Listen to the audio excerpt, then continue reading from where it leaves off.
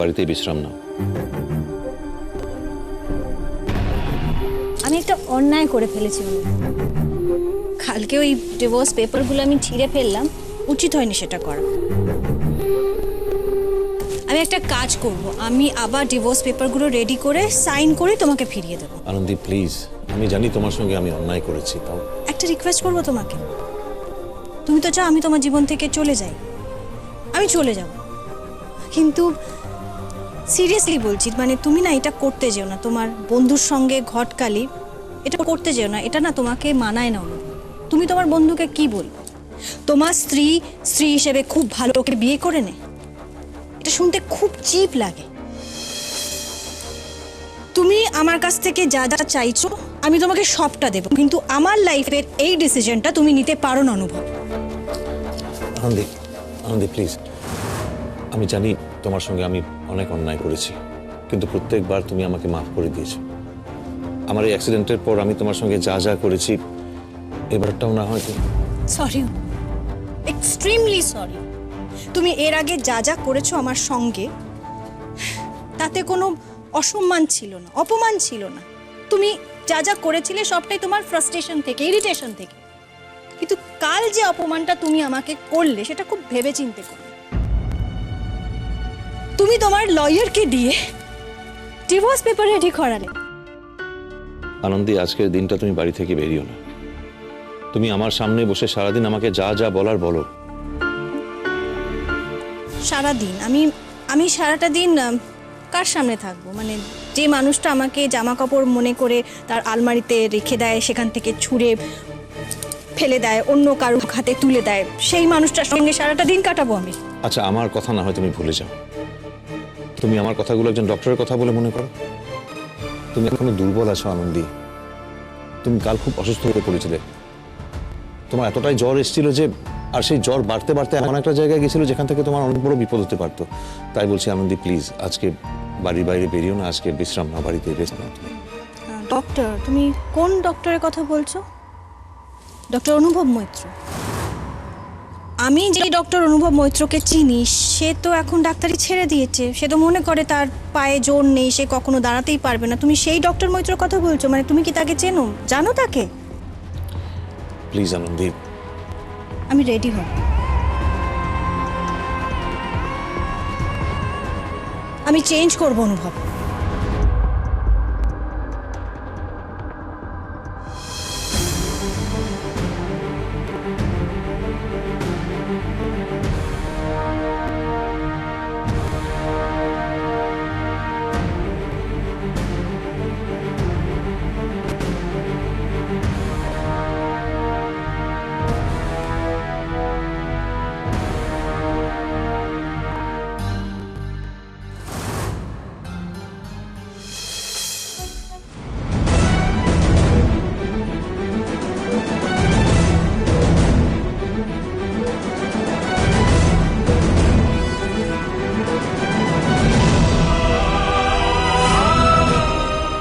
অনুভব অপারেশন করছে, এটা কি করে সম্ভব?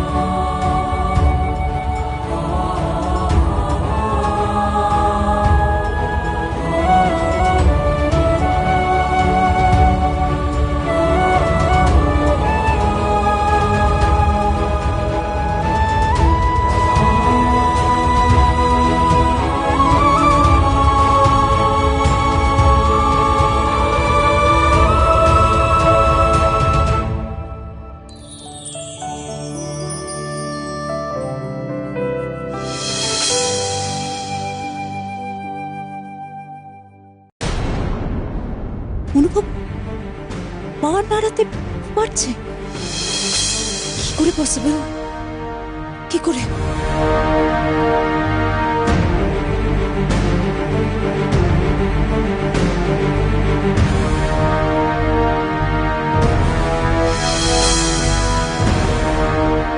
ডক্টর সরকার, ডক্টর সরকার, অনুপম নিজের ভাই।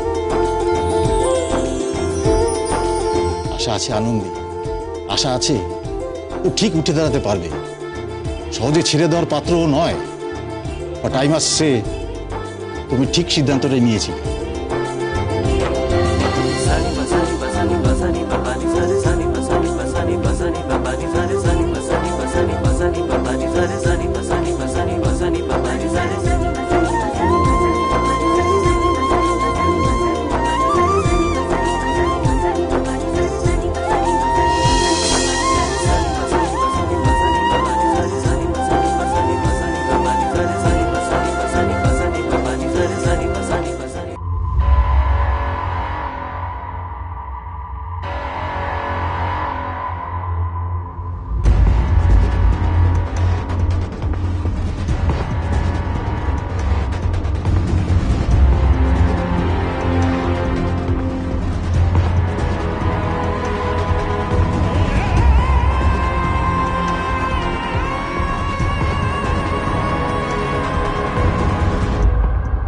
স্যার, আর বেশিক্ষণ ওপেন রাখা যাবে না। আমার সার্জারি হয়ে গেছে। Now I have to start switching.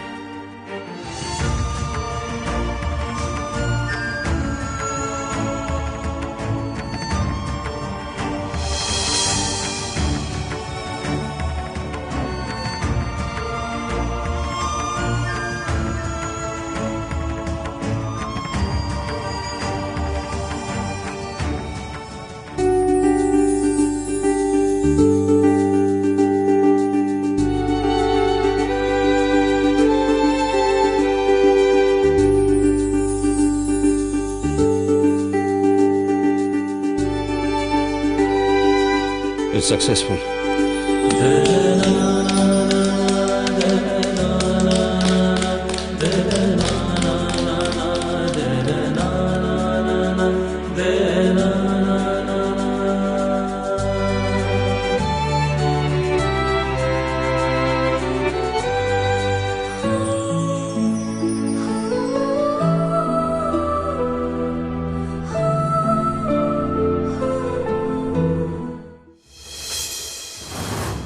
কি হয়েছে?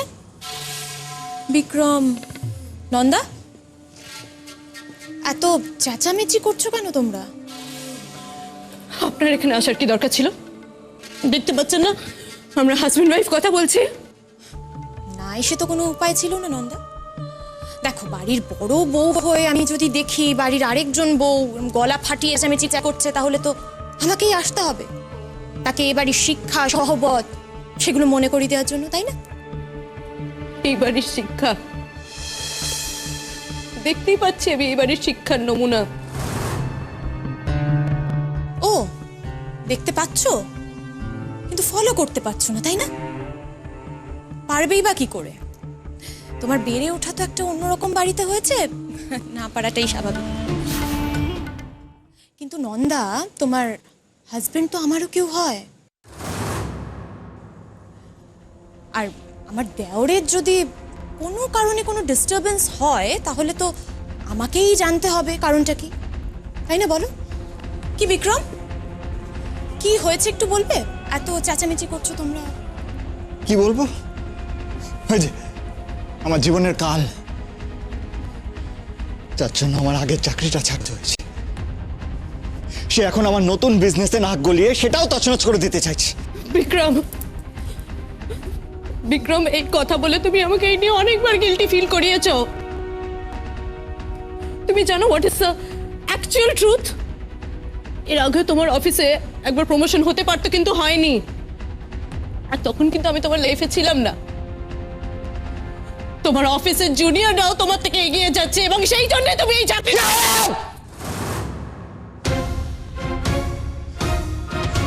আজ কি করলে তুমি? কি করলে আজ তুমি বলো? কি করেছে জানো? চাড্ডা গ্রুপের সিনিয়র ইনভেস্টমেন্ট ম্যানেজার, তার সাথে আমার একটা মিটিং ছিল। সেখানে গিয়ে 4টে অশিক্ষিত অভদ্র কথা বলেছে, এমন কথা বলেছে যে রেশমি আমার এখন মনে হচ্ছে না। ওমা, সে কি নন্দা? ছি ছি ছি ছি ছি ছি।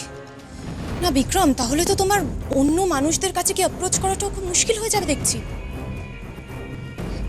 হবেই তো, আমি আর কি করি, কি করতে পারি বলতে পারো?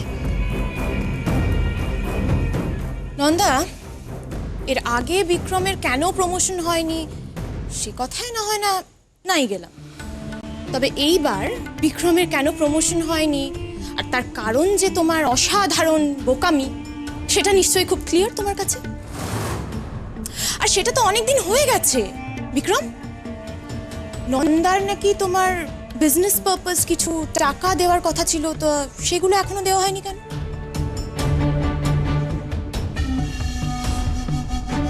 সব মুখেই বড় বড় কথা, বুঝলে?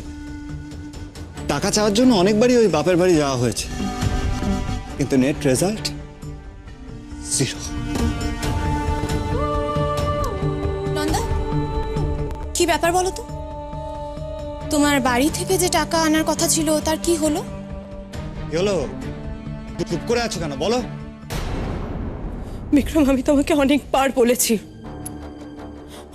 বলেছি যে আমি বাড়িতে গিয়েছিলাম কথা বলতে, কিন্তু দিদি ছিল না। আমাকে অ্যাটলিস্ট দিদির মুখোমুখি হতে হবে। তাহলে এবার যাও, তোমার দিদি না থাকুক তোমার মা নিশ্চয়ই আছেন, তুমি ওনাকে গিয়ে বল। দেখো, তুমি তো নিজেই বলেছিলে যে বিক্রম যাতে আমার ড্যাডির কাছ থেকে কোনো টাকা পয়সা কিচ্ছু না নেয়। ইনফ্যাক্ট আমার ড্যাডিও কিন্তু সেই কথাটা শুনেছেন। আর ড্যাডি তো এটাও বলেছেন যে বিক্রমের বউয়ের যখন এত ইগো, তখন শুধু শুধু টাকা পয়সা দিয়ে তার ইগো হার্ট করবে। সুতরাং ব্যাপারটা এরকম দাঁড়াচ্ছে যে বিক্রম আমার ড্যাডির কাছ থেকে আর কোনো রকম কোনো টাকা পয়সা পাবে না। তাই বাড়ি থেকেই হোক বা অন্য কোনোভাবে হোক তোমাকেই টাকাটা অ্যারেঞ্জ করতে হবে, তাই না নন্দা? কি বিক্রম, ঠিক বলেছি তো? বৌদি একদম ঠিক বলেছ। এবার তোমার বাড়ি থেকে টাকাটা জোগাড় করে আনো, নইলে কিন্তু